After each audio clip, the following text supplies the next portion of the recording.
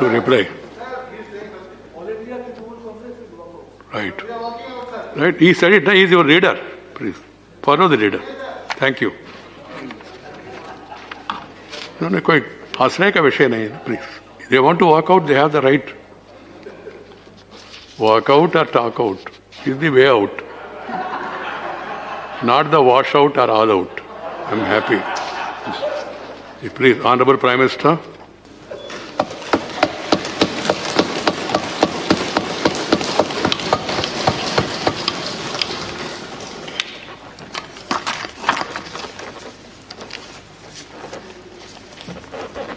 आदरणीय सभापति जी,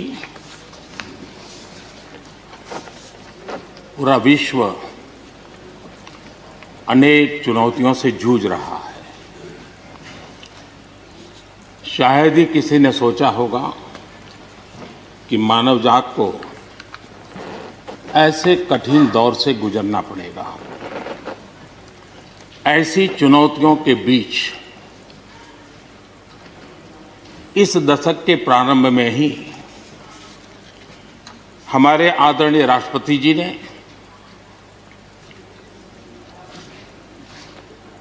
जो संयुक्त सदन में अपना उद्बोधन दिया,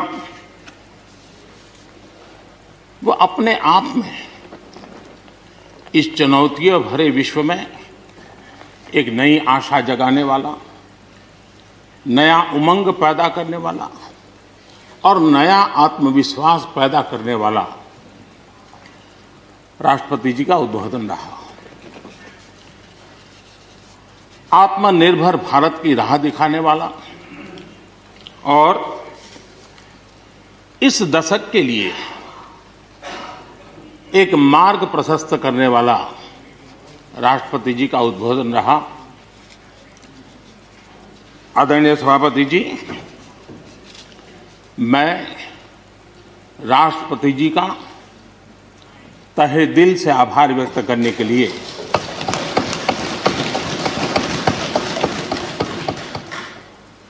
आज आप सबके बीच खड़ा हूं।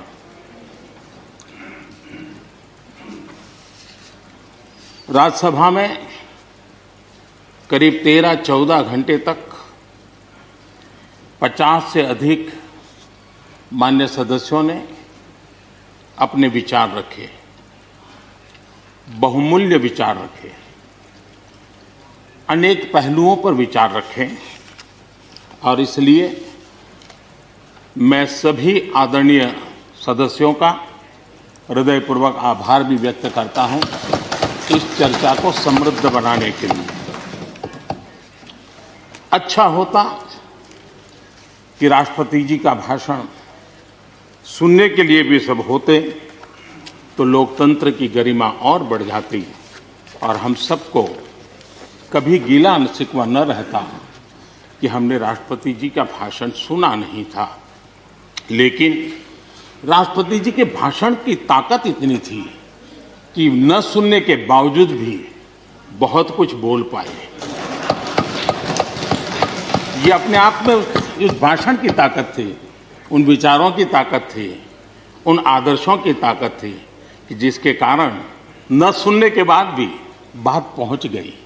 और इसलिए मैं समझता हूं इस भाषण का मूल्य अनेक गुना है। आदरणीय सभापति जी, जैसे मैंने कहा, अनेक चुनौतियों के बीच राष्ट्रपति जी का इस दशक का प्रथम भाषण हुआ। लेकिन ये भी सही है कि जरा पूरे विश्व पटल की तरफ देखते हैं, भारत के युवा मन को देखते हैं, तो ऐसा लगता है कि आज भारत सच्चे अर्थ में एक अवसरों की भूमि है। अनेक अवसर हमारा इंतजार कर रहे हैं और इसलिए जो देश युवा हो, जो देश उत्साह से भरा हुआ हो, जो देश अनेक सपनों को लेकर के संकल्प के साथ सिद्धि को प्राप्त करने के लिए प्रयासरत हो, वो देश इन अवसरों को कभी जाने नहीं दे सकता। हम सब के लिए ये भी एक अवसर है कि हम आजादी के 75 वर्ष में प्रवेश कर रहे हैं। ये अपने आप में एक प्रेरक अवसर है। हम जहां भी हो, जिस रूप में हो, मां भारती के संतान के रूप में इस आजादी के 75वें पर्व को हमने प्रेरणा का पर्व बनाना चाहिए।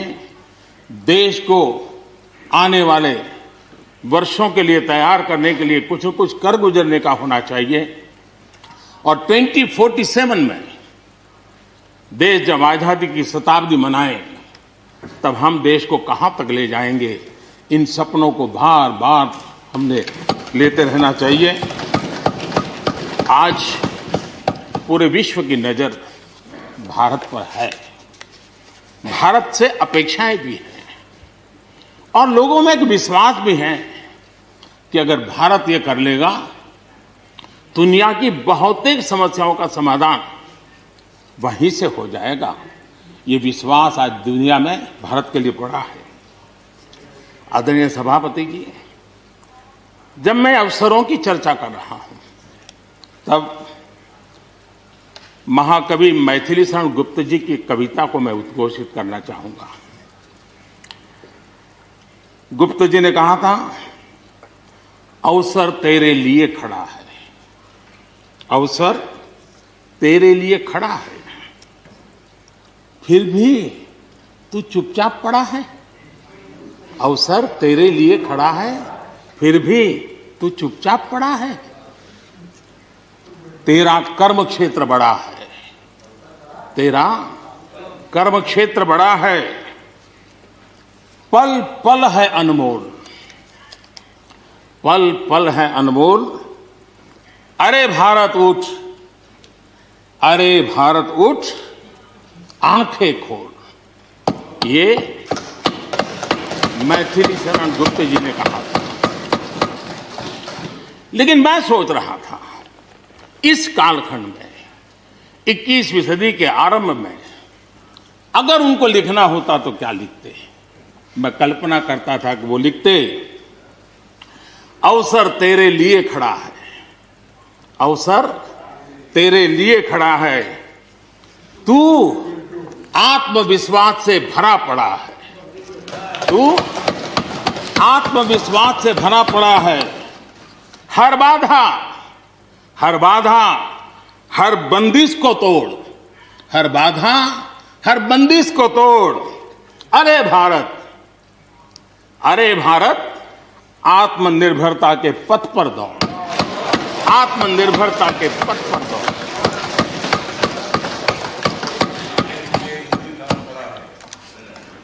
आदरणीय सभापति जी, कोरोना के दौरान किस प्रकार की वैश्विक परिस्थितियां बनी, कोई किसी की मदद कर सके ये असंभव हो गया। एक देश दूसरे देश को मदद न कर सके, एक राज्य दूसरे राज्य को मदद न कर सके, यहां तक कि परिवार का एक सदस्य दूसरे परिवार की सदस्य की मदद न कर सके, वैसा माहौल कोरोना के कारण पैदा हुआ। भारत के लिए तो दुनिया ने बहुत आशंकाएं जताई थी। विश्व बहुत चिंतित था कि अगर कोरोना की इस महामारी में अगर भारत अपने आप को संभाल नहीं पाया, तो न सिर्फ भारत लेकिन पूरी मानव जात के लिए कितना बड़ा संकट आ जाएगा, ये आशंकाएं सबने जताई। करोड़ों लोग फंस जाएंगे, लाखों लोग मर जाएंगे। हमारे यहां भी डराने के लिए भरपूर बातें भी हुई। अरे ये क्यों हुआ, ये मेरा सवाल नहीं है, क्योंकि एक अननोन एनिमी क्या कर सकता है किसी को अंदाज नहीं था। हर एक ने अपने अपने तरीके से आकलन किया था। लेकिन भारत ने अपने देश के नागरिकों की रक्षा करने के लिए एक अननोन एनिमी से, और जिसकी कोई पूर्व परंपरा नहीं थी कि ऐसी चीज को ऐसे डील किया जा सकता है, इसके लिए ये प्रोटोकॉल हो सकता, कुछ पता नहीं था। एक नए तरीके से, नए सोच के साथ हर किसी को चलना था। हो सकता है कुछ विद्वान, सामर्थ्यवान लोग, उनको कुछ और विचार हो सकता है, लेकिन था ये कि एक अननोन एनिमी था और हमें रास्ते भी खोजने थे, रास्ते बनाने भी थे और लोगों को बचाना भी था। उस समय जो भी ईश्वर ने बुद्धि, शक्ति, सामर्थ्य दिया, इस देश ने उसको करते हुए देश को बचाने में भरसक काम किया है। और आज दुनिया इस बात का गर्व कर रही है कि इस वाकई भारत ने दुनिया की मानव जात की रक्षा करने में बहुत बड़ी अहम भूमिका निभाई। ये लड़ाई जीतने का यश किसी सरकार को नहीं जाता है, न किसी व्यक्ति को जाता है, लेकिन हिंदुस्तान को तो जाता है। गर्व करने में क्या जाता है? विश्व के सामने आत्मविश्वास के साथ बोलने में क्या जाता है? इस देश ने किया है। गरीब से गरीब व्यक्ति ने इस बात को किया है। उन समय सोशल मीडिया में देखा होगा, फुटपाथ पर एक छोटी झोपड़ी लगा करके बैठी हुई एक बूढ़ी मां, वो भी घर के बाप की झोपड़ी के बाहर दिया जला करके भारत के शुभ के लिए कामना करते। हम उसकी मजाक उड़ा रहे हैं, उस भावनाओं का मखौल उड़ा रहे हैं। समय है, जिसने कभी स्कूल का दरवाजा नहीं देखा था, उसके मन में भी देश के लिए जो भी दिया जला करके भी देश की सेवा कर सकता हूं तो करूं, इस भाव से किया था। और उसने देश में एक सामूहिक शक्ति का जागरण किया था, अपनी शक्ति का, सामर्थ्य का परिचय करवाया था। लेकिन उसकी भी मजाक उड़ाने में मजा आ रहा है। विरोध करने के लिए कितने मुद्दे हैं जी, और करना भी चाहिए, लेकिन ऐसी बातों में न उलझे जो देश के मनोबल को तोड़ते हैं, जो देश के सामर्थ्य को नीचा आंकते हैं। इससे कभी लाभ नहीं होता है। हमारे कोरोना वॉरियर्स, हमारे फ्रंटलाइन वर्कर्स, आप कल्पना कर सकते हैं जी, जब चारों तरफ भाई कहीं किसी से कोरोना आ जाएगा तो ऐसे समय ड्यूटी करना, अपनी जिम्मेवारियों को निभाना, ये छोटी चीजें नहीं है। इसका गर्व करना चाहिए, उनका आदर करना चाहिए। और इन सब के प्रयासों का परिणाम है कि देश ने आज ये करके दिखाया। हम जरा भूतकाल की तरफ देखें, ये आलोचना के लिए नहीं है, उन स्थितियों को हमने जिया है। कभी चेचक की बात होती थी, कितना भय फैल जाता था, पोलियो कितना डरावना लगता था, उसकी वैक्सीन पाने के लिए क्या क्या मेहनत करनी पड़ती थी, कितनी तकलीफें उठानी पड़ती थी।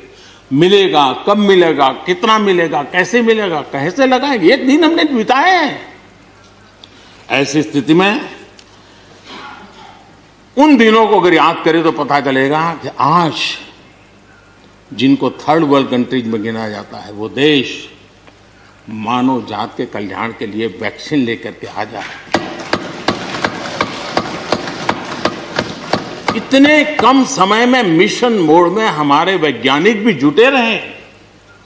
ये मानव जात के इतिहास में भारत के योगदान एक गौरवपूर्ण गाथा है। इसका हम गौरव करें और उसी में से एक नए आत्मविश्वास की प्रेरणा भी जगती है। हमने उस नए आत्मविश्वास की प्रेरणा को जगाने के ऐसे प्रयासों को आज देश गर्व कर सकता है कि दुनिया का सबसे बड़ा टीकाकरण अभियान इसी मेरे देश में चल रहा है। विश्व में तेज गति से टीकाकरण आज कहीं हो रहा है तो इसी हम सब की मां भारती के गोद में हो रहा है। और भारत का ये सामर्थ्य कहां नहीं पहुंचा है। आज कोरोना ने भारत को दुनिया के साथ रिश्तों में एक नई ताकत दी है। जब शुरुआत में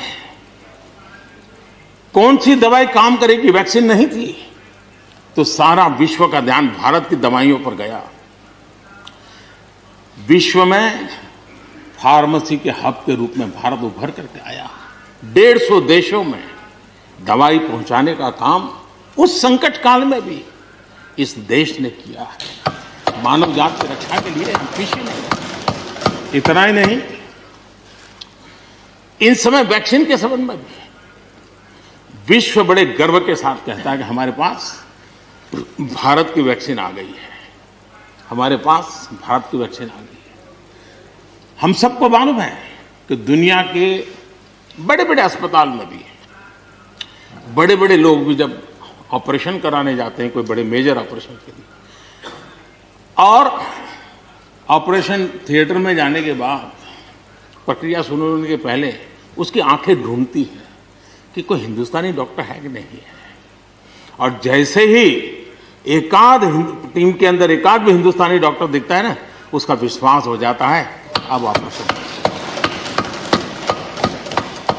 ये देश ने कमाया है, इसका हमें गर्व होना चाहिए।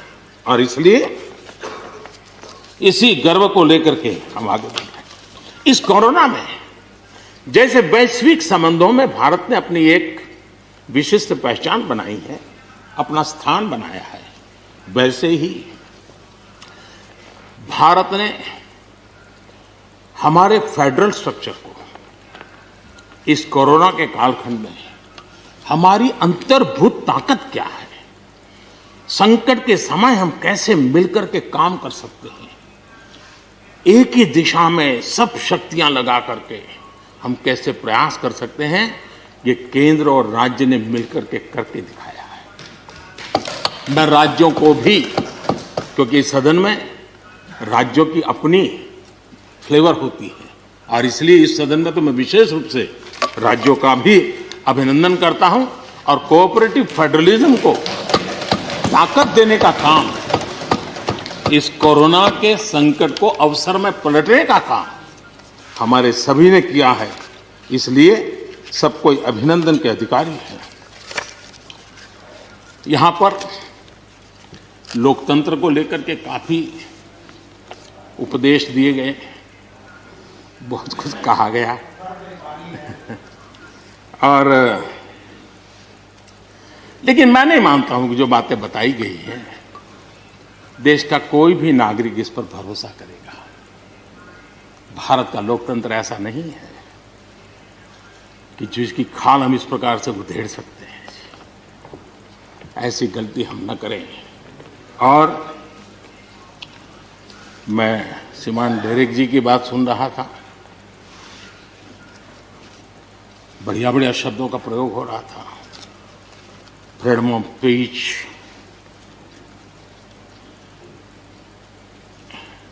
इंटिमिडेशन, हाउडिंग। जब शब्द सुन रहा था तो लग रहा था कि ये बंगाल की बात बता रहे हैं कि देश की बता रहे हैं।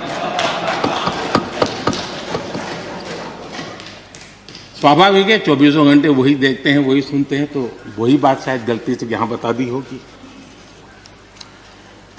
कांग्रेस के हमारे बाजवा साहब भी काफी अच्छा बता रहे थे इस बार, और इतना लंबा खींच करके बता रहे थे तो मुझे लग रहा था बस आप थोड़ी देर में ये इमरजेंसी तक पहुंच जाएंगे। मुझे लग रहा था थोड़ी देर में एक कदम बार बाकी है, वो 84 तक पहुंच जाएंगे, लेकिन वो वहां नहीं गए। खैर, कांग्रेस देश को बहुत निराश करती है, आपने भी निराश कर दिया।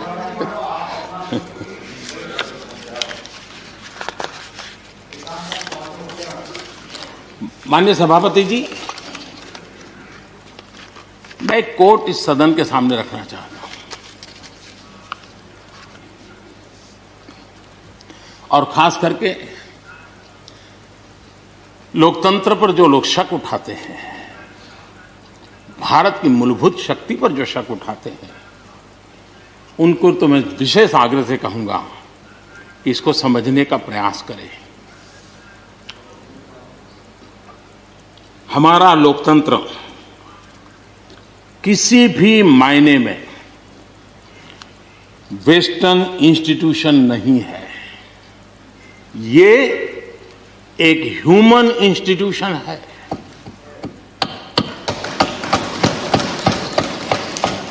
भारत का इतिहास लोकतांत्रिक संस्थानों के उदाहरणों से भरा पड़ा है। प्राचीन भारत में 81 गणतंत्रों का वर्णन हमें मिलता है। आज देशवासियों को भारत के राष्ट्रवाद पर चौतरफा हो रहे हमले से आगाह करना जरूरी है। भारत का राष्ट्रवाद ना तो संकीर्ण है, न स्वार्थी है और ना ही आक्रामक है। ये सत्यम शिवम सुंदरम के मूल्यों से प्रेरित है। अनकोट। आदरणीय सभापति जी, ये कोटेशन आजाद हिंद फौज की प्रथम सरकार के प्रथम प्रधानमंत्री नेताजी सुभाष चंद्र बोस।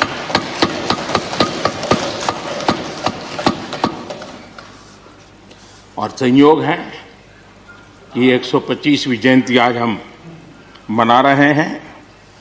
लेकिन दुर्भाग्य इस बात का है कि जाने अनजाने में हमने नेताजी की इस भावना को, नेताजी के इन विचारों को, नेताजी के इन आदर्शों को भुला दिया।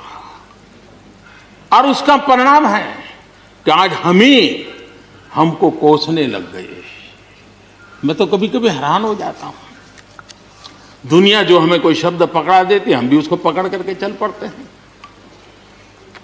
दुनिया की सबसे बड़ी डेमोक्रेसी, दुनिया की सबसे बड़ी डेमोक्रेसी, दुनिया की सबसे बड़ी डेमोक्रेसी सुनते हैं, हमको भी अच्छा लगता है। हाँ यार, भारत विश्व की सबसे बड़ा लोकतंत्र। लेकिन हमने अपने युवा पीढ़ी को ये सिखाया नहीं कि भारत ये मदर ऑफ डेमोक्रेसी है, ये लोकतंत्र की जननी है। हम सिर्फ बड़ा लोकतंत्र है ऐसा नहीं है, यह देश लोकतंत्र की जननी है। ये बात हमें हमारी आने वाली पीढ़ियों को सिखानी होगी और हमें गर्व से इस बात को बोलना होगा, क्योंकि हमारे पूर्वजों ने विरासत हमें दी है। भारत की शासन व्यवस्था डेमोक्रेटिक है। सिर्फ इसी वजह से हम लोकतांत्रिक देश नहीं है। भारत की संस्कृति, भारत के संस्कार, भारत की परंपरा, भारत का मन लोकतांत्रिक है और इसलिए हमारी व्यवस्था लोकतांत्रिक है। ये है इसलिए ये है ऐसा नहीं है, मूलतः हम लोकतांत्रिक हैं इसलिए ये है। और ये कसौटी भी हो चुकी है देश की। आपातकाल के उन दिनों को याद कीजिए। न्यायपालिका का हाल क्या था, मीडिया का क्या हाल था, शासन का क्या हाल था। सब कुछ जेल खाने में परिवर्तित हो चुका था। लेकिन इस देश के संस्कार, इस देश का जनमन जो लोकतंत्र के रंगों से रंगा हुआ था, उसको कोई हिला नहीं पाया था। मौका मिलते ही उसने लोकतंत्र को प्रस्थापित कर दिया। ये लोगों की ताकत, ये हमारे संस्कारों की ताकत है, ये लोकतांत्रिक मूल्यों की ताकत है। मुद्दा ये नहीं है कौन सरकार नहीं, मैं उसकी चर्चा नहीं कर रहा हूं। और न ही मैं ऐसी चीजों में अपना समय लगाने के लिए यहां आप लोगों ने मुझे बिठाया है। हमें लोकतांत्रिक मूल्यों की रक्षा करते हुए आगे बढ़ना है। आत्मनिर्भर भारत के संबंध में भी चर्चा हुई। मैं हमारे साथी धर्मेंद्र प्रधान जी के बहुत ही अभ्यासपूर्ण और आत्मनिर्भर भारत की हमारी दिशा क्या है उसका विख्यात विस्तृत उन्होंने बयान किया है। लेकिन एक बात सही है कि आर्थिक क्षेत्र में भी आज भारत की जो एक पहुंच बन रही है, कोरोना काल में दुनिया के लोग निवेश के लिए तरस रहे हैं, सारी बातें बाहर आ रही हैं, लेकिन भारत है जहां रिकॉर्ड निवेश हो रहा है। सारे तथ्य बता रहे हैं कि अनेक देशों की अर्थस्थिति डामाडोल है, जबकि दुनिया भारत में डबल डिजिट ग्रोथ का अनुमान लगा रही है। एक तरफ निराशा का माहौल है तो हिंदुस्तान में एक आशा की किरण नजर आ रही है। ये दुनिया की तरफ से आवाज उठ रही है। आज भारत का विदेशी मुद्रा भंडार रिकॉर्ड स्तर पर है। आज भारत में अन्न उत्पादन रिकॉर्ड स्तर पर है। भारत आज दुनिया में दूसरा बड़ा देश है जहां पर इंटरनेट यूजर हैं। भारत में आज हर महीने 4 लाख करोड़ रुपए का लेन देन डिजिटली हो रहा है, यूपीआई के माध्यम से हो रहा है, यूपीआई के माध्यम से। याद कीजिए, यहां के इसी सदन के भाषण में सुन रहा था 2 साल 3 साल पहले, लोगों के पास मोबाइल कहाँ है, टिकना कहाँ है, लोग डिजिटल कैसे करेंगे। ये देश की ताकत देखिए, हर महीने 4 लाख करोड़ रुपए भारत मोबाइल फोन के निर्माता के रूप में दुनिया का दूसरा सबसे बड़ा देश बना है। भारत में रिकॉर्ड संख्या में स्टार्टअप्स, यूनिकॉर्न्स, और जिसका विश्व में जय जयकार होने लगा है। इसी धरती पर हमारी युवा पीढ़ी कर रही है। रिन्यूएबल एनर्जी के क्षेत्र में विश्व के पहले 5 देशों में हमने अपनी जगह बना ली है और आने वाले दिनों में हम ऊपर ही चढ़ते जाने वाले हैं। जल हो, थल हो, नभ हो, अंतरिक्ष हो, भारत हर क्षेत्र में अपनी रक्षा के लिए अपने सामर्थ्य के साथ खड़ा है। सर्जिकल स्ट्राइक हो या एयर स्ट्राइक, भारत की कैपेबिलिटी को दुनिया ने देखा है। आदरणीय सभापति जी, 2014 में जब पहली बार मैं इस सदन में आया था, इस परिसर में आया था, और मुझे नेता के रूप में जब चुना गया था, तो मेरे पहले भाषण में मैंने कहा था कि मेरी सरकार गरीबों को समर्पित है। मैं आज दोबारा आने के बाद भी यही बात को दोहरा रहा हूं, और हम न हमारी डायरेक्शन बदली है, न हमने डाइल्यूट किया है, न डाइवर्ट किया है। उसी मिजाज के साथ हम काम कर रहे हैं, क्योंकि इस देश में आगे बढ़ने के लिए हमें गरीबी से मुक्त होना ही होगा। हमें प्रयासों को जोड़ते ही जाना होगा। पहले के प्रयास हुए होंगे तो उसमें और जोड़ना ही पड़ेगा। हम रुक नहीं सकते, जितना कर लिया बहुत है, नहीं रुक सकते, हमें और करना ही होगा। आज मुझे खुशी है कि जो मूलभूत आवश्यकता है ईज ऑफ लिविंग के लिए, और जिसमें से आत्मविश्वास पैदा होता है, और एक बार गरीब के मन में आत्मविश्वास भर गया, गरीब खुद गरीबी को चुनौती देने की ताकत के साथ खड़ा हो जाएगा। गरीब किसी का मदद के मोहताज नहीं रहेगा। तो मेरा अनुभव है, और इसलिए मैं कहता हूं, मुझे खुशी है 10 करोड़ से ज्यादा शौचालय बने, 41 करोड़ से ज्यादा लोगों के बैंक खाते खुले, 2 करोड़ से अधिक गरीबों के घर बने, 8 करोड़ से अधिक मुफ्त गैस के कनेक्शन दिए गए, 5 लाख रुपए तक मुफ्त इलाज गरीब की जिंदगी में एक बहुत बड़ी ताकत बनकर के उभर रही है। ऐसी अनेक योजनाएं जो गरीबों के जीवन में बदलाव ला रही हैं, नया विश्वास पैदा कर रही हैं। आदरणीय सभापति जी, चुनौतियां हैं। अगर चुनौतियां न होती, ऐसा कहीं कुछ नजर नहीं आएगा। दुनिया का समृद्ध में समृद्ध देश, उसको भी चुनौतियां होती हैं। उसकी चुनौती अलग प्रकार की होगी, हमारी चुनौती अलग प्रकार की है। लेकिन तय हमें यह करना है कि हम समस्या का हिस्सा बनना चाहते हैं कि हम समाधान का हिस्सा बनना चाहते हैं। बस ये पतली सी रेखा है। अगर हम समस्या का हिस्सा बने तो राजनीति तो चल जाएगी, लेकिन अगर हम समाधान का माध्यम बनते हैं तो राष्ट्रनीति को 4 चांद लग जाते हैं। इसलिए हमारा दायित्व है, हमें वर्तमान पीढ़ी के लिए भी सोचना है, हमें भावी पीढ़ी के लिए भी सोचना है। समस्या है, लेकिन मुझे विश्वास है हम साथ मिलकर काम करेंगे, आत्मविश्वास से काम करेंगे तो हम स्थितियों को भी बदलेंगे और हम इच्छित परिणाम भी प्राप्त कर सकेंगे। ये मेरा पक्का विश्वास है। आदरणीय सभापति जी, सदन में किसान आंदोलन की भरपूर चर्चा हुई है। ज्यादा से ज्यादा समय जो बातें बताई गई वो आंदोलन के संबंध में बताई गई। किस बात को लेकर के आंदोलन है उस पर सब मौन रहे। आंदोलन कैसा है, आंदोलन के साथ क्या हो रहा है, ये सारी बातें बहुत बताई गई, उसका भी महत्व है। लेकिन जो मूलभूत बात है, अच्छा होता कि उसकी विस्तार से चर्चा होती।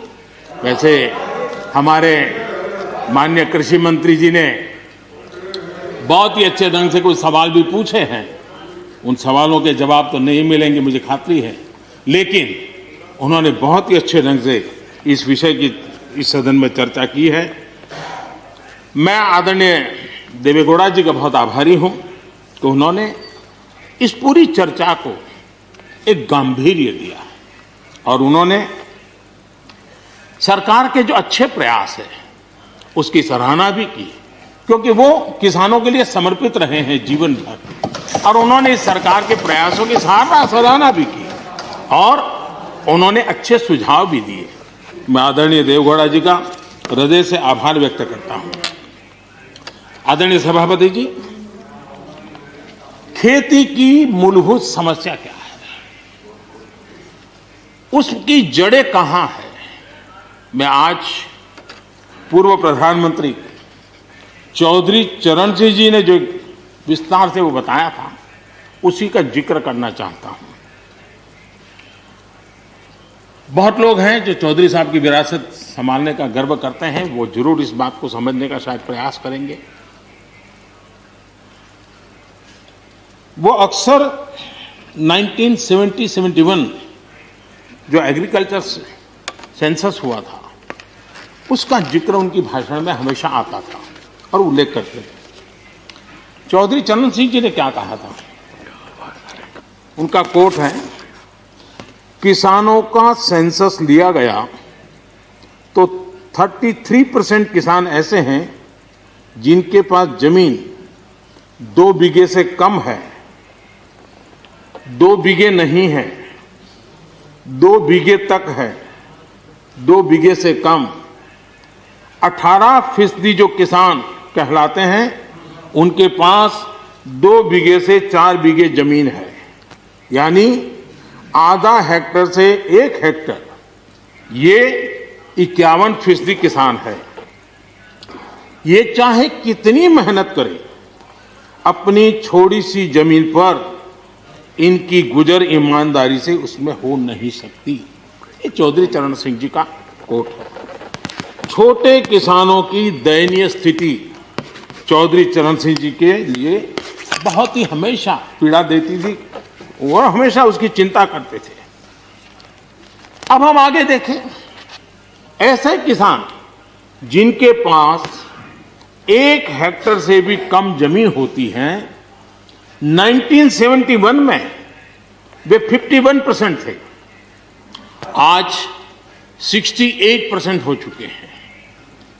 यानी देश में ऐसे किसानों की संख्या बढ़ रही है जिनके पास बहुत थोड़ी सी जमीन है।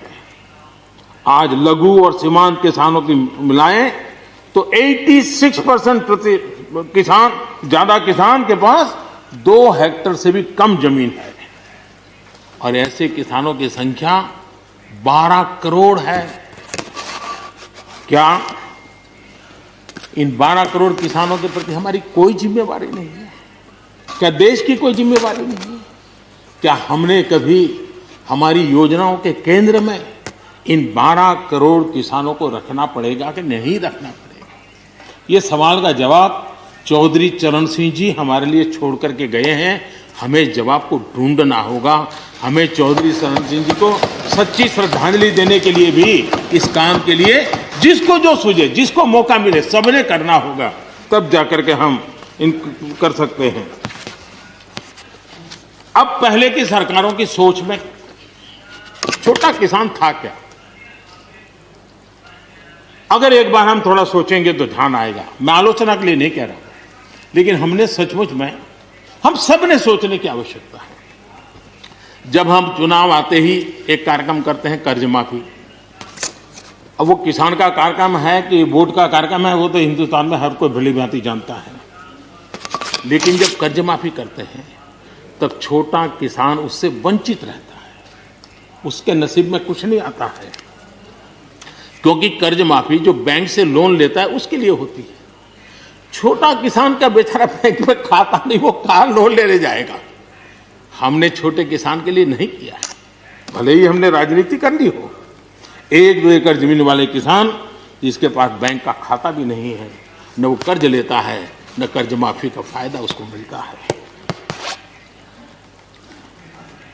उसी प्रकार से पहले की फसल बीमा योजना क्या थी? एक प्रकार से वो बीमा जो बैंक गारंटी के रूप में काम करता था, और वो भी छोटे किसान के लिए तो नसीब ही नहीं होता था। वो भी उन्हीं किसानों के लिए होता था जो बैंक से लोन लेता था और उसका इंश्योरेंस होता था, तो बैंक वालों को भी एक विश्वास हो जाता था, चल जाता था। आज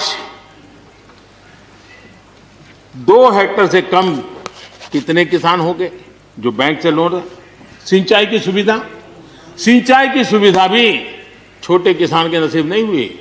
बड़े किसान तो बड़ा बड़ा पंप लगा देते थे, ट्यूबवेल कर देते थे, बिजली भी ले लेते थे और बिजली भी मुफ्त मिल जाती थी, उनका काम चल जाता था। छोटे किसान के लिए तो सिंचाई के भी लिए दिक्कत थी, वो तो कभी ट्यूबवेल लगा ही नहीं सकता था, कभी कभी तो उसको बड़े किसान से पानी खरीदना पड़ता था और जो दाम मांगे वो दाम देना पड़ता था। यूरिया, बड़े किसान को यूरिया प्राप्त करने का कोई प्रॉब्लम नहीं था। छोटा किसान को रात रात लाइन में खड़े रहना पड़ता था, उस पर डंडे चलते थे और कभी कभी तो बेचारा यूरिया के बिना घर वापस लौट जाता था। ये हम छोटे किसानों के हाल जानते हैं। 2014 के बाद हमने कुछ परिवर्तन किए। हमने फसल बीमा योजना का दायरा बढ़ा दिया ताकि किसान, छोटा किसान भी उसका फायदा ले सके, और बहुत मामूली रकम से ये काम शुरू किया। और पिछले 4-5 साल में फसल बीमा योजना के तहत 90,000 करोड़ रुपए, छोटी रकम नहीं है, 90,000 करोड़ रुपए उसके क्लेम किसानों को मिले। कर्ज माफी से भी आंकड़ा बड़ा हो जाता है। छोटा किसानों का किसान क्रेडिट कार्ड, हमारे यहाँ किसान क्रेडिट कार्ड हुए, लेकिन बड़े किसानों तक गए और वो बैंक से बहुत ही, कुछ तो राज्यों में 0% से ब्याज से उनको मिल जाते थे पैसे, और उनके कोई न कोई जो धंधा व्यापार होता था पैसे वहां भी लग जाते थे। छोटे किसान के नसीब में ये नहीं था। हमने तय किया हिंदुस्तान के हर किसान को किसान क्रेडिट कार्ड देंगे। इतना ही नहीं, हमने उसका तो दायरा फिशरमैन तक भी बढ़ा दिया ताकि वो भी इसका फायदा उठा सके। और 2.25 करोड़ से ज्यादा किसानों तक ये किसान क्रेडिट का काम पहुंच चुका है, और बाकी भी राज्यों से आग्रह कर रहे हैं कि लगातार उसको आगे बढ़ाएं ताकि ज्यादा से ज्यादा किसान इसका लाभ उठा सके, और राज्यों की मदद जितनी ज्यादा मिलेगी उतना ज्यादा ये काम हो जाएगा। उसी प्रकार से हम एक योजना ले आए, प्रधानमंत्री सम्मान निधि योजना।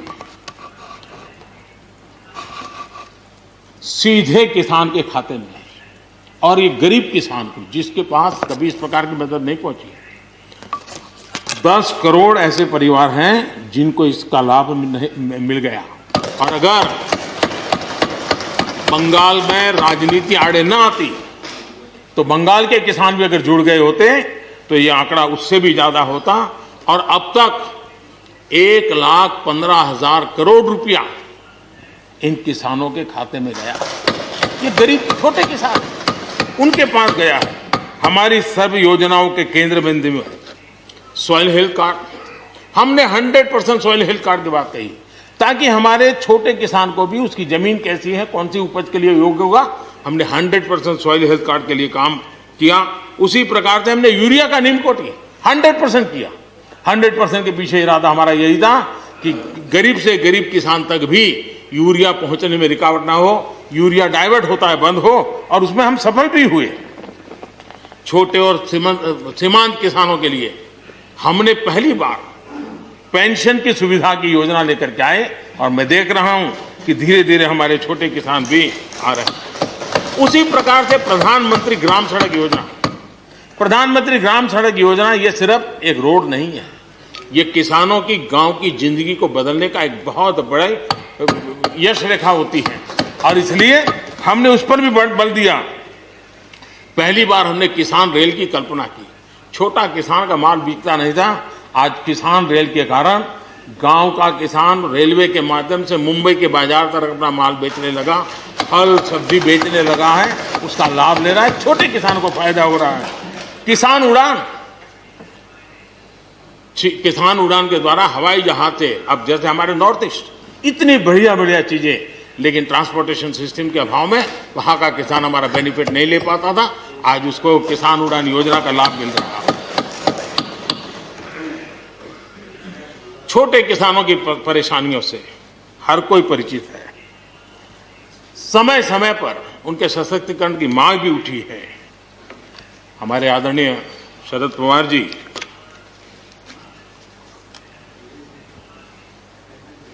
और कांग्रेस के भी हर किसी ने, हर सरकार ने कृषि सुधारों की वकालत की है। कोई पीछे नहीं है, क्योंकि हर एक को लगता है कर पाए नहीं कर पाए अलग बात है, लेकिन ये होना चाहिए, ये बात हर एक की निकली हुई है और आज नहीं, जब भी जो जहां थे सबने की हुई है। और शरद राव जी ने तो अभी एक बयान भी दिया कि मैं सुधारों के पक्ष में हूं। ठीक है, पद्धति के संबंध में उनके मन में सवाल है, लेकिन सुधारों का विरोध नहीं किया है।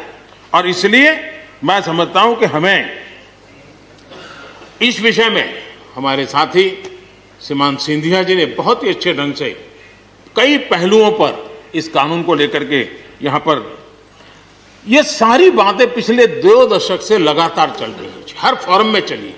ऐसा नहीं है कि कोई हमारे आने के बाद हर ने कहा और हर एक को लगा कि अब समय आ गया, हो जाए, अब समय आ गया।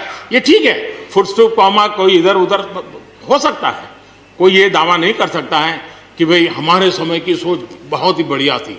मैं भी दावा नहीं कर सकता हूं कि हमारे समय की सोच बढ़िया है, 10 साल के बाद कोई नई सोच आ ही नहीं सकती। ऐसा नहीं होता है जी। ये समाज जीवन परिवर्तनशील होता है। आज के समय हमें जो ठीक लगा चलो चले, आगे सुधार करेंगे, नई चीजों को जोड़ेंगे, यही तो प्रगति का रास्ता होता है जी। रुकावटें डालने से प्रगति कहां होती है जी। और इसलिए लेकिन मैं हैरान हूं, अचानक यू टर्न ले लिया भाई, ऐसा क्यों किया? ठीक है, आप आंदोलन के मुद्दों को लेकर के इस सरकार को घेर लेते, लेकिन साथ साथ किसानों को भी कहते हैं कि भाई बदलाव बहुत जरूरी है, बहुत साल हो गए, अब नई चीजों को लेना पड़ेगा, तो देश आगे बढ़ता है। लेकिन अब मुझे लगता है कि राजनीति इतनी हावी हो जाती है कि अपने ही विचार छूट जाते हैं। लेकिन जो ये सब कर रहे हैं अच्छा है। आदरणीय डॉक्टर मनमोहन सिंह जी यहाँ मौजूद है, मैं उन्हीं का एक कोट आज पढ़ना चाहता हूँ। हो सकता है जो यू टर्न कर रहे हैं वो मेरी बात माने या न माने, मनमोहन सिंह जी की तो बात जरूर मानेंगे। There are other rigidities because of the whole marketing regime set up in the 1930s, which prevent our farmers from selling their produce where they get the highest rate of return. It is our intention to remove all those handicaps which come in the way of India realizing its vast potential as one large common market. ये आदरणीय मनमोहन सिंह जी का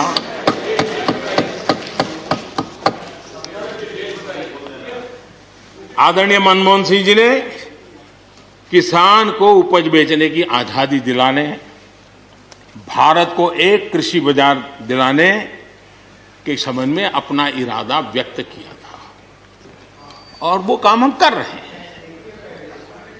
और मुझे आप लोगों को गर्व होना चाहिए कि देखिए मनमोहन सिंह जी ने कहा था वो मोदी को करना पड़ रहा है, गर्व कीजिए।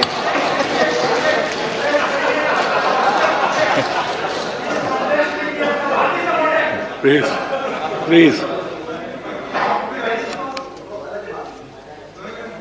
और मजा ये है कि जो लोग पॉलिटिकल बयानबाजी करते हैं उछल उछल करके, उनके राज्यों में भी जब उनको मुकाबला है, इसी में से आधा अधूरा कुछ न कुछ किया ही किया है हर किसी ने। यहां जो विरोध में दल है उनकी भी जहां सरकारें हैं वहां आधा अधूरा कुछ न कुछ तो किया ही है, क्योंकि उनको भी मालूम है रास्ते का रास्ता तो यही है। और मैंने देखा इस चर्चा में लॉ का जो स्पिरिट है उस पर किसी की चर्चा नहीं हुई है। शिकायत दिया गया तरीका ठीक नहीं था, जल्दी कर दिया, इसको नहीं पूछा, ये रहता है। वो तो परिवार में शादी होती है तो भी फूफी नाराज होकर के कहती है मुझे कहां बुलाया। तो वो तो रहता है, इतना बड़ा बड़ा परिवार है तो रहता ही है।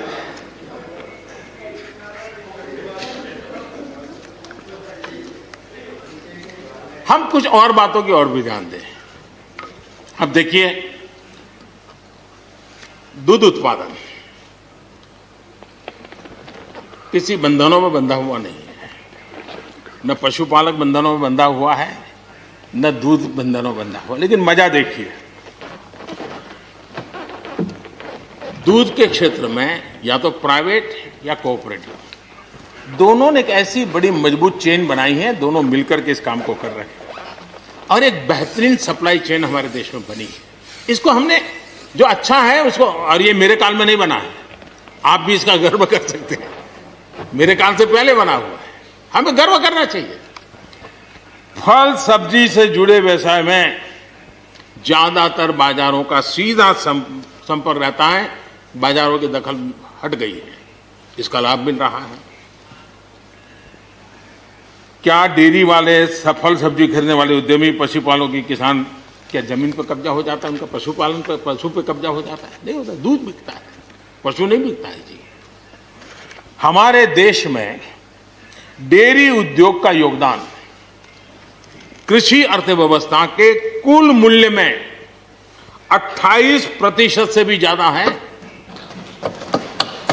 यानी इतना बड़ा हम एग्रीकल्चर की चर्चाएं करते हैं, इस पहलू को हम भूल जाते हैं। 28% कंट्रीब्यूशन है और करीब करीब 8 लाख करोड़ रुपयों का कारोबार है।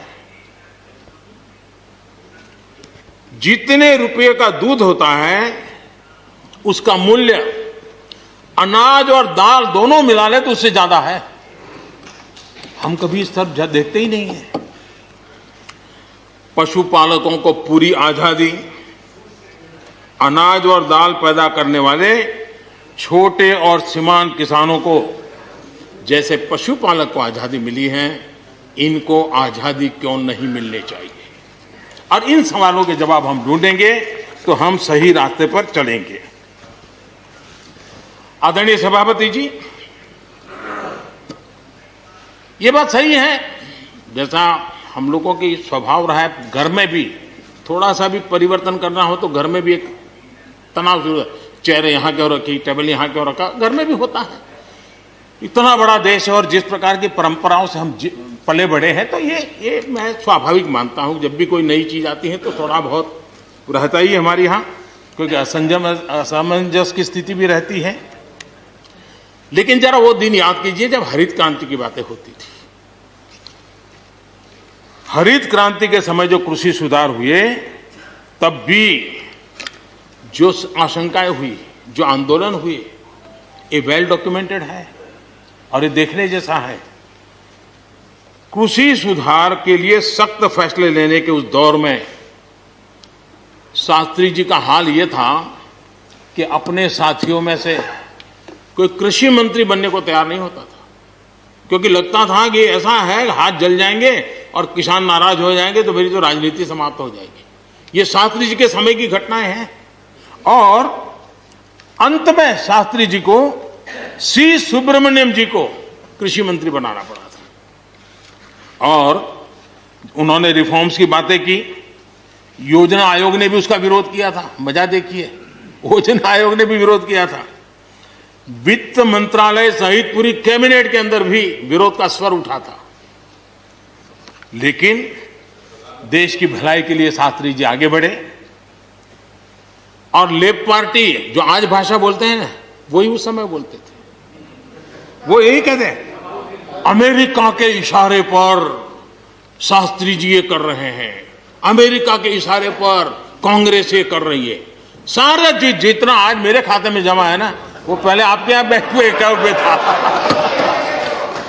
सब कुछ अमेरिका के एजेंट कह दिया जाता था हमारे नेता, कांग्रेस के नेताओं को। ये सब कुछ लेफ्ट वाले जो आज भाषा बोलते हैं, वो उस समय भी उन्होंने यही भाषा बोली थी।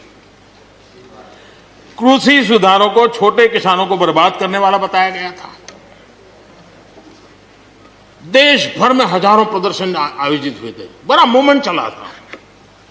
इसी माहौल में भी लाल बहादुर शास्त्री जी और उसके बाद की सरकार जो करती रही, उसी का परिणाम है कि जो हम कभी PL 480 मंगवा करके खाते थे, आज देश अपने किसान ने अपनी मिट्टी से पैदा की चीजों को खाता है।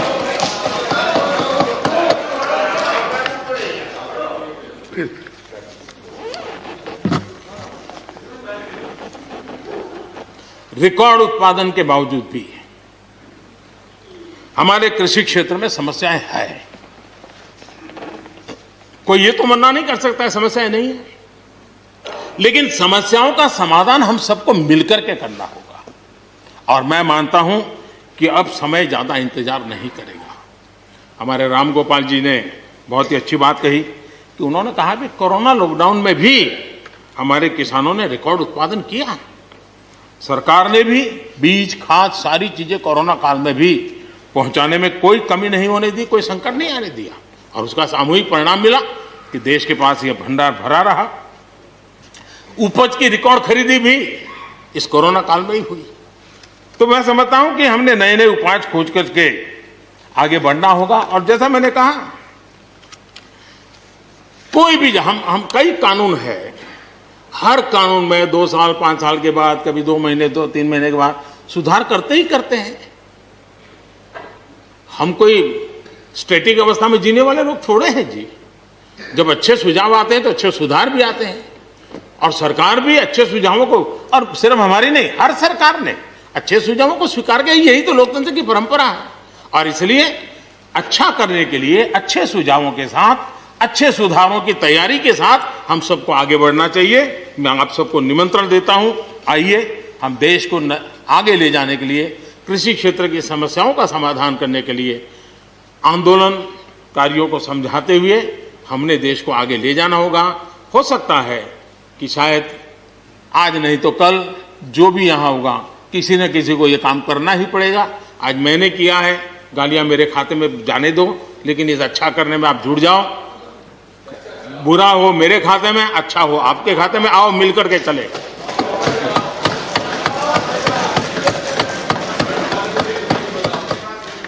और मैं लगातार, हमारे कृषि मंत्री जी लगातार किसानों से बातचीत कर रहे हैं, लगातार मीटिंगें हो रही हैं, और अभी तक कोई तनाव पैदा नहीं हुआ है।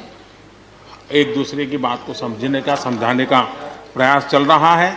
और हम लगातार आंदोलन से जुड़े लोगों से प्रार्थना करते हैं कि आप आंदोलन करना आपका हक है, लेकिन इस प्रकार से बुजुर्ग लोग वहाँ बैठे, ये ठीक नहीं है। आप उनको सबको ले जाइए, आप आंदोलन को खत्म कीजिए। आगे बढ़ने के लिए मिल बैठ करके चर्चा करेंगे, रास्ता खुले है। ये सब हमने कहा है। मैं आज भी इस सदन से माध्यम से भी निमंत्रण देता हूं। आदरणीय सभापति जी, ये बात निश्चित है, हमारी खेती को खुशहाल बनाने के लिए फैसले लेने का ये समय है, इस समय को हमने गंवा नहीं देना चाहिए। हमें आगे बढ़ना चाहिए, देश को पीछे नहीं ले जाना चाहिए। पक्ष हो, विपक्ष हो, आंदोलनरत साथी हो, इन सुधारों को हमने मौका देना चाहिए और एक बार देखना चाहिए कि इस परिवर्तन से हमें लाभ होता है कि नहीं होता है।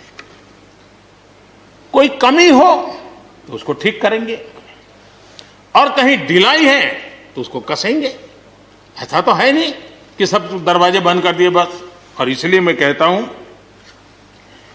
मैं विश्वास दिलाता हूं कि मंडियां अधिक आधुनिक बने, अधिक प्रतिस्पर्धी होगी। इस बार बजट में भी उसके लिए हमने प्रावधान किया है। इतना ही नहीं, एमएसपी है, एमएसपी था, एमएसपी रहेगा। ये सदन की पवित्रता समझे हम।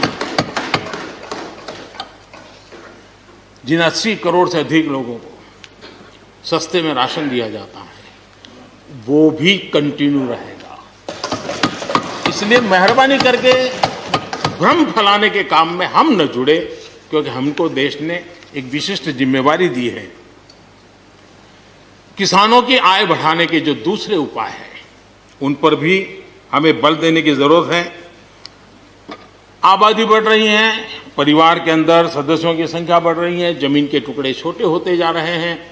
ऐसी स्थिति में हमें कुछ न कुछ ऐसा करना ही होगा ताकि किसानी पर बोझ कम हो और हमारे किसान के परिवार के लोग भी रोजी रोटी कमाने के लिए, उनके लिए हम और अवसर उपलब्ध करा सकें।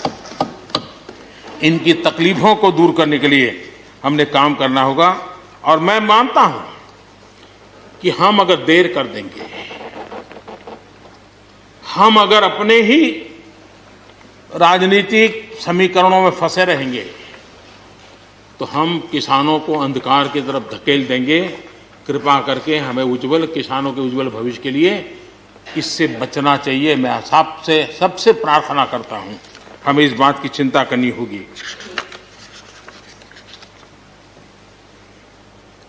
आदरणीय सभापति जी, डेयरी और पशुपालन हमारे कृषि क्षेत्र के साथ बढ़ावा देने की जरूरत है ताकि हमारा किसान पगभर हो। उसी प्रकार इसी काम के लिए हमने फूट एंड माउथ डिसीज के लिए एक बहुत बड़ा अभियान चलाया है ताकि वो किसान को या पशुपालक जो बाय एंड लार्ज किसानी से जुड़ा हुआ रहता है उसको भी लाभ होगा। हमने फिशरीज को भी एक अलग बल दिया, अलग मिनिस्ट्री बनाई और 20,000 करोड़ रुपए मत्स्य संपदा योजना के लिए लगाया है ताकि ये पूरे क्षेत्र को एक नया बल मिले। स्वीट रिवॉल्यूशन, भारत में बहुत संभावनाएं हैं और इसलिए भारत ने किसान, उसके लिए बहुत जमीन की जरूरत नहीं है, अपने ही खेत के कोने में वो कर दें तो भी साल में 40,000, 50,000, लाख रुपया, 2 लाख रुपया कमा लेगा वो। और इसलिए हम स्वीट रिवॉल्यूशन, शहद के लिए, हनी के लिए, उसी प्रकार से बी वैक्स, दुनिया में बी वैक्स की मांग है, भारत बी वैक्स एक्सपोर्ट कर सकता है। हमने उसके लिए एक माहौल बना और किसान के खेत में ही छोटे किसान होगा तो एक कोने में वो एक नई कमाई कर सकता है। हमने इसको जोड़ना होगा। और मधुमक्खी पालन के लिए कोई सैकड़ों एकड़ जमीन की जरूरत नहीं है, वो आराम से अपने यहां कर सकता है। सोलर पंप, सोलर हम कहते हैं अन्नदाता ऊर्जादाता बने, उसके खेत में ही वो अपनी सोलार सिस्टम से ऊर्जा भी पैदा करे, सोलार पंप चलाए, अपनी पानी की आवश्यकता को पूरी करे, उसके खर्च को, बोझ को बंद करे और फसल एक लेता है तो 2 ले, 2 लेता है तो 3 ले। क्रॉप पैटर्न में बदल करना है तो बदल कर सके, उसकी दिशा में हम जा सकते हैं। और एक बात है, भारत की ताकत ऐसी समस्याओं के समाधान करने की और नए रास्ते खोजने की रही है, आगे भी खुलेंगे। लेकिन कुछ लोग हैं जो भारत अस्थिर रहे, अशांत रहे, इसे लगातार कोशिशें कर रहे हैं। हमें इन लोगों को जानना होगा। हम ये न भूलें कि पंजाब के साथ क्या हुआ। जब बंटवारा हुआ, सबसे ज्यादा भुगतना पड़ा पंजाब को। जब 84 के दंगे हुए, सबसे ज्यादा आंसू बहे पंजाब के, सबसे ज्यादा दर्दनाक घटनाओं का शिकार होना पड़ा पंजाब को। जो जम्मू कश्मीर में हुआ, निर्दोषों को मौत के घाट उतार दिया गया।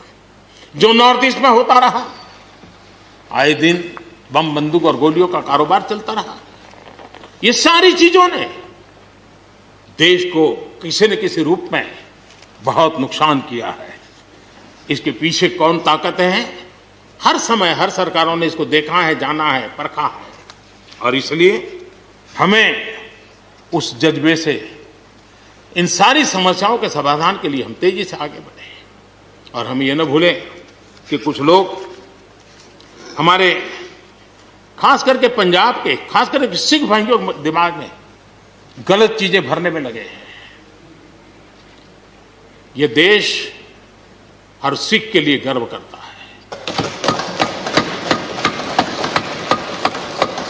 देश के लिए क्या कुछ नहीं किया इन्होंने, उनका जितना हम आदर करें उतना कम है। गुरुओं की महान परंपरा को, और मेरा भाग्य रहा है मुझे पंजाब की रोटी खाने का अवसर मिला है। मैं जिंदगी में बहुत महत्वपूर्ण वर्ष पंजाब में बिताए हैं, इसलिए मुझे मालूम है। और इसलिए जो भाषा उनके लिए कुछ लोग बोलते हैं, उनको गुमराह करने के जो लोग प्रयास करते हैं, इससे कभी देश का भला नहीं होगा। और इसलिए हमें इन दिशा में चिंता करने की आवश्यकता है। आदरणीय सभापति महोदय, हम लोग कुछ शब्दों से बड़े परिचित हैं। श्रमजीवी, बुद्धिजीवी, ये सारे शब्दों से परिचित हैं। लेकिन मैं देख रहा हूं कि पिछले कुछ समय से इस देश में एक नई जमात पैदा हुई है, एक नई बिरादरी सामने आई है, और वो है आंदोलनजीवी। ये जमात आप देखोगे, वकीलों का आंदोलन है वो न वहां नजर आएंगे, स्टूडेंट का आंदोलन है वो वहां नजर आएंगे, मजदूर का आंदोलन है वो वहां नजर आएंगे, कभी पर्दे के पीछे, कभी पर्दे के आगे। एक पूरी टोली है जी जो आंदोलनजीवी है। वो आंदोलन के बिना जी नहीं सकते हैं और आंदोलन से जीने के लिए रास्ते खोजते रहते हैं। हमें ऐसे लोगों को पहचानना होगा कि वो जो सब जगह पे पहुंच करके और बड़ा आइडियोलॉजिकल स्टैंड दे देते हैं, गुमराह कर देते हैं, नए नए तरीके बता देते हैं। देश आंदोलनजीवी लोगों से बचे, इसके लिए हम सबको, और ये उनकी ताकत है। उनका क्या है, खुद खड़ा नहीं कर सकते चीजें, किसी की चल रही तो जाके बैठ जाते हैं। वो अपना जो जितने दिन चले चल जाता है उनका। ऐसे लोगों को पहचानने की बहुत आवश्यकता है। ये सारे आंदोलनजीवी परजीवी होते हैं।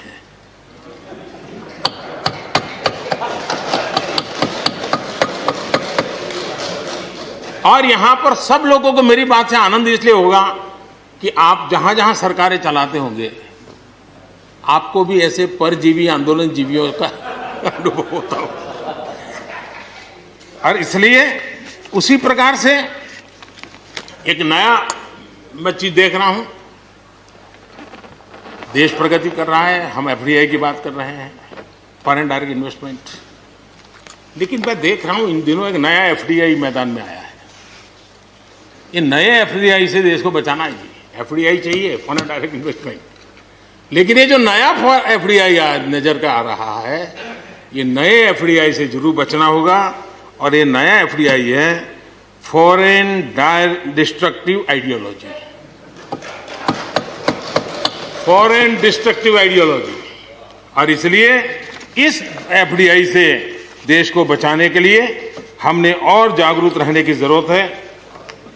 आदरणीय सभापति जी, हमारे देश के विकास के लिए ग्रामीण अर्थव्यवस्था, इसका अपना एक मूल्य है। ग्रामीण अर्थव्यवस्था हमारे आत्मनिर्भर भारत का एक अहम स्तंभ है। आत्मनिर्भर भारत ये किसी सरकार का कार्यक्रम नहीं हो सकता है और होना भी नहीं चाहिए। ये 130 करोड़ देशवासियों के संकल्प होने चाहिए। हमें गर्व होना चाहिए और इसमें कोई दुविधा नहीं होनी चाहिए। और महात्मा गांधी जैसे महापुरुषों ने हमें यही रास्ता दिखाया था। अगर हम वहां से थोड़े हट गए हैं तो वापस उस पटरी पर आने की जरूरत है और आत्मनिर्भर भारत के रास्ते पर हमको बढ़ना ही होगा। गांव और शहर की खाई को अगर हमें पाटना है तो उसके लिए भी हमें आत्मनिर्भर भारत की ओर बढ़ना ही होगा। और मुझे विश्वास है कि हम उन बातों को लेकर के जब आगे बढ़ रहे हैं तो हमारे देश के सामान्य मानवी का विश्वास बढ़े। जैसे अभी प्रश्नोत्तर काल के अंदर जल जीवन मिशन की चर्चा हो रही थी। इतने कम समय में 3 करोड़ परिवारों तक घर में पीने का पानी पहुंचाने का नल कनेक्शन देने का काम हो चुका है। आत्मनिर्भरता तभी संभव जब अर्थव्यवस्था में सभी की भागीदारी हो। हमारी सोनल बहन ने अपने भाषण में बहनों बेटियों की भागीदारी पर फोकस करने की उन्होंने विस्तार से चर्चा की। कोरोना काल में चाहे राशन हो, आर्थिक मदद हो या मुफ्त गैस सिलेंडर, सरकार ने हर तरह से एक प्रकार से हमारी माताओं बहनों को असुविधा ना हो इसकी पूरी चिंता करने का प्रयास किया है। और उन्होंने एक शक्ति बनकर के इन चीजों को संभालने में मदद भी की है। जिस तरह इस मुश्किल परिस्थिति में हमारे देश की नारी शक्ति ने बड़े धैर्य के साथ परिवार को संभाला, परिस्थितियों को संभाला है। कोरोना के इस लड़ाई में हर परिवार की मातृशक्ति की बहुत बड़ी भूमिका रही है और उनका मैं जितना धन्यवाद करूं उतना कम। बहनों बेटियों का हौसला और मैं समझता हूं कि आत्मनिर्भर भारत में अहम भूमिका हमारी माताएं बहनें निभाएगी, मुझे पूरे विश्वास है। आज युद्ध क्षेत्र में भी हमारी बेटियों की भागीदारी बढ़ रही है। नए नए जो लेबर कोड बनाए हैं उसमें भी बेटियों के लिए हर सेक्टर में काम करने के लिए समान वेतन का हक दिया गया है। मुद्रा योजना से 70% जो लोन ली गई है वो हमारी बहनों के द्वारा ली गई है, यानी एक प्रकार से एडिशन। करीब 7 करोड़ महिलाओं की सहभागिता से 60 लाख से ज्यादा सेल्फ हेल्प ग्रुप आज आत्मनिर्भर भारत के प्रयासों को एक नई ताकत दे रहे हैं। भारत की युवा शक्ति पर हम जितना जोर लगाएंगे, हम जितने अवसर उनको देंगे, मैं समझता हूं कि वो हमारे देश के लिए, भविष्य के लिए, उज्जवल भविष्य के लिए एक मजबूत नींव बनेंगे। जो राष्ट्रीय एजुकेशन पॉलिसी आई है उस राष्ट्रीय एजुकेशन पॉलिसी में भी हमारी युवा पीढ़ी के लिए नए अवसर देने का प्रयास हुआ है। और मुझे खुशी है कि एक लंबा अरसे समय गया एजुकेशन पॉलिसी पर चर्चा में, लेकिन उसकी स्वीकृति जिस प्रकार से देश में हुई है एक नया विश्वास पैदा किया है। और मुझे विश्वास है कि ये नई एजुकेशन पॉलिसी, नई राष्ट्रीय शिक्षा नीति हमारे देश के लिए एक नए तरीके से पढ़ने का विचार दिखा आगे। हमारा एमएसएमई सेक्टर, रोजगार के सबसे ज्यादा अवसर एमएसएमई सेक्टर को मिल रहे हैं। और जब कोरोना काल में जो स्टिमुलस की बात हुई उसमें भी एमएसएमई पर पूरा ध्यान दिया गया और उसी का परिणाम है कि आर्थिक रिकवरी में आज हमारे एमएसएमई बहुत बड़ी भूमिका निभा रहे हैं और हम इसको आगे बढ़ा रहे हैं। हम लोग प्रारंभ से सबका साथ, सबका विकास, सबका विश्वास का मंत्र लेकर के चल रहे हैं और उसी का परिणाम है कि नॉर्थ ईस्ट हो या नक्सल प्रभावित क्षेत्र, धीरे धीरे वहाँ हमारी समस्याएं कम होती जा रही हैं और समस्याएं कम होने के कारण, सुख और शांति का अवसर पैदा होने के कारण विकास की मुख्य धारा में ये हमारे सभी साथियों को आने का अवसर मिल रहा है।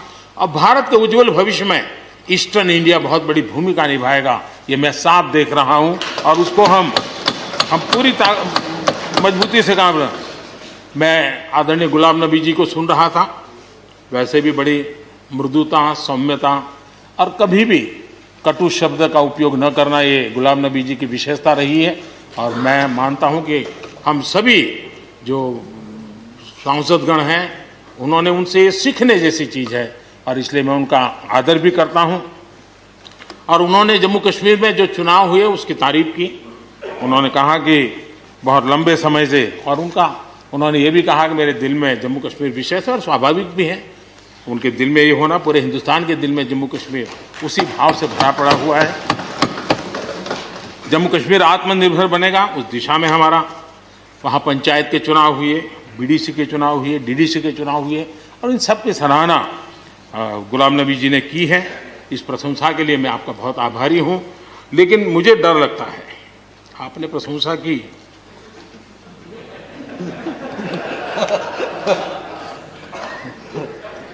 मुझे विश्वास है कि आपकी पार्टी वाले इसको उचित स्पिरिट में लेंगे। गलती से G23 की राय मान करके कुछ उल्टा न कर दे।